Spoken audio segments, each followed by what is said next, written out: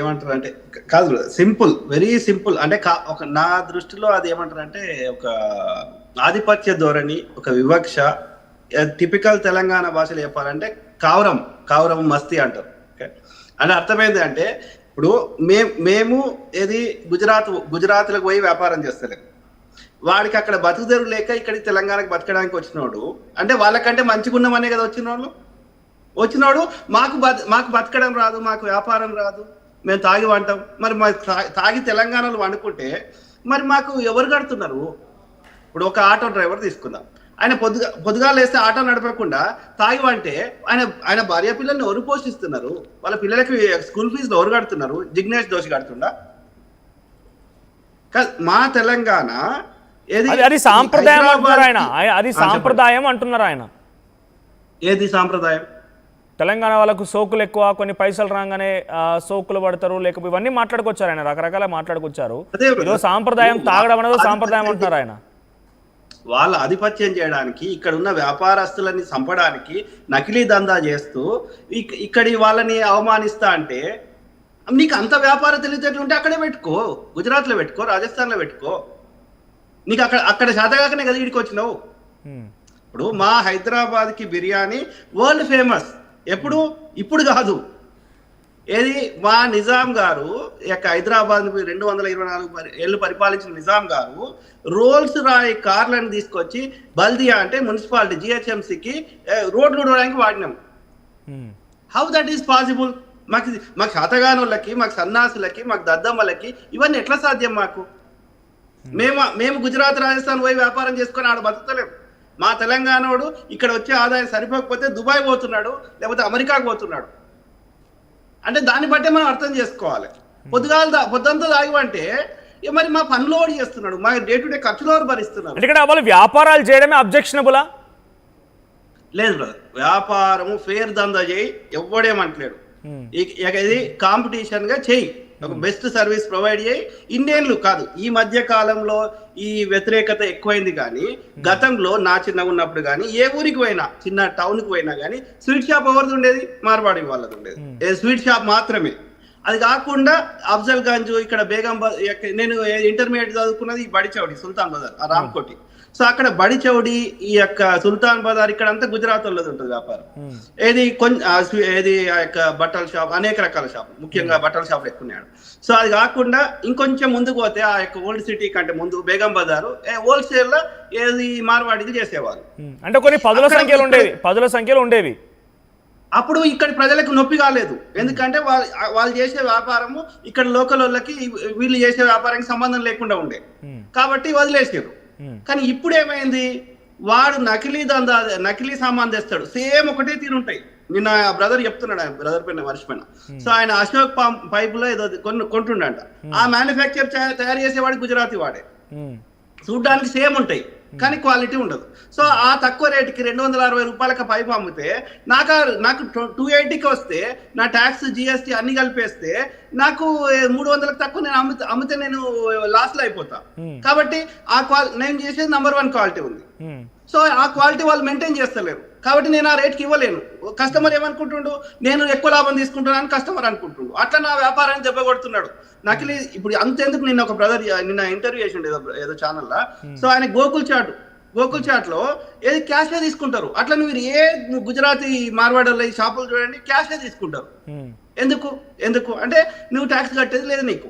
So ఒకసారి మీరు మంచి పాయింట్ రైట్ చేశారు. మీ చిన్నతనంలో మీరు ఇక్కడే ఉన్నారు కాబట్టి ఏ వ్యాపారాలు ఉండేవి వాళ్ళకి, ఏ వ్యాపారాల్లో వాళ్ళు ఎక్కువ అంటే యూనిక్ బిజినెస్ ఉండేది? మీరు అంటున్నట్టుగా స్వీట్ షాపులు, అంతకంటే ముందు స్వీట్ షాపులు పెద్దగా తెలంగాణ వాళ్ళు ఎంకరేజ్ చేయకపోతే తెలంగాణ వాళ్ళకి స్వీట్ షాపులు ఉండేది, కానీ మన ఇళ్లలోనే అప్పాలు ఇవన్నీ చేసుకునేది. కానీ ఈ స్వీట్ షాపులో ఎక్కువ వెళ్ళకపోతుండే, స్వీట్ షాపులు వచ్చినాయి. తర్వాత కొంత ఈ రాణిగంజ్, అఫ్జల్ గంజ్ ఏరియా ప్రాంతంలో కొంత ఐరన్ మెటల్ ఇవన్నీ వచ్చినాయి. అది కూడా వాళ్ళు యూనిక్గా చేసిన బిజినెసే.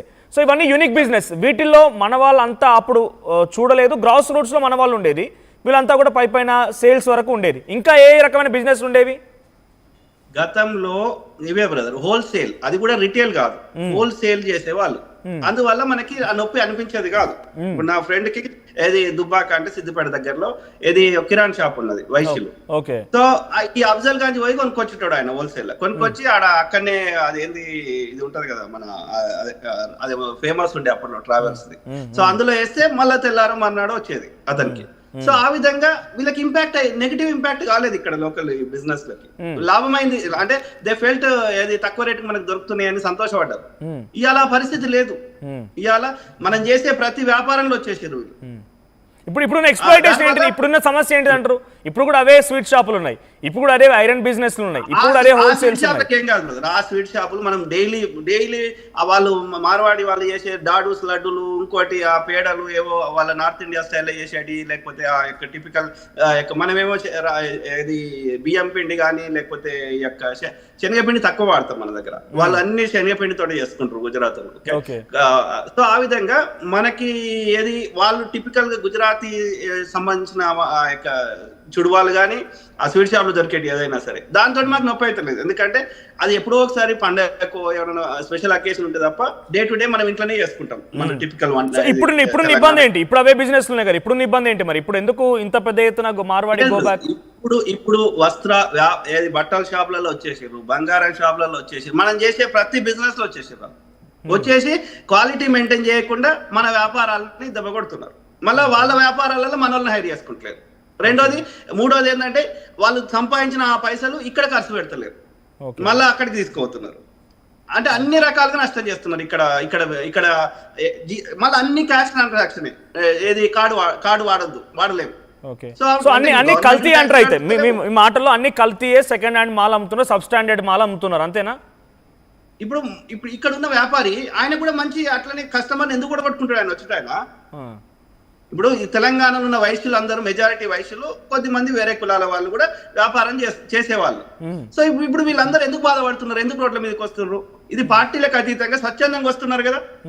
అంటే they are feeling the pain కాబట్టి వస్తున్నారు. ఎందుకని వాళ్ళ కస్టమర్ కి తక్కువ రేట్కి ఇవ్వాలి, 4 పైసలు సంపాదించుకోవాలని ఎవరికి ఉంటుంది? ఒకసారి జోసెఫ్ గారిని అడుగుతాను, నేను జోసెఫ్ గారితో కూడా మాట్లాడతాను.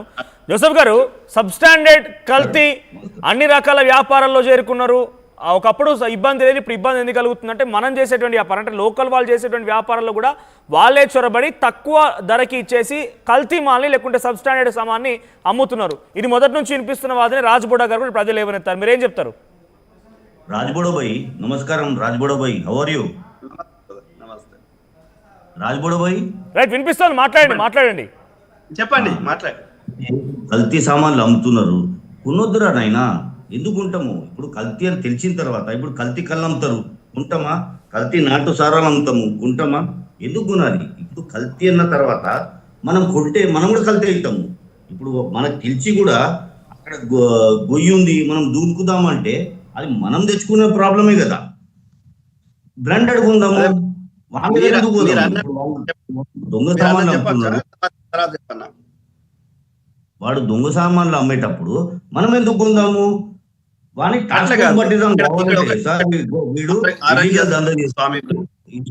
ఒక్కడే వాడవాడు ఒక్కడే చేస్తాడా? వేరెవడు చేయడా? నువ్వేం చెయ్యమ్మా సార్? మన దేశస్తులా లేదా ఇతర బయట దేశస్తులా? ఏ దేశం నుంచి వచ్చిన బార్బడోళ్ళు? అదేదో శాంతి పౌరులు. ఆరోగ్యస్వామి గారు జోసెఫ్ గారు ఒక్క నిమిషం. జోసెఫ్ గారు, ఇదే స్వర్ణకారులు ఆ బంగారాన్ని ఒక వస్తువుగా మలిచేటువంటి సమయంలో జనరల్ గా వాళ్ళ దగ్గర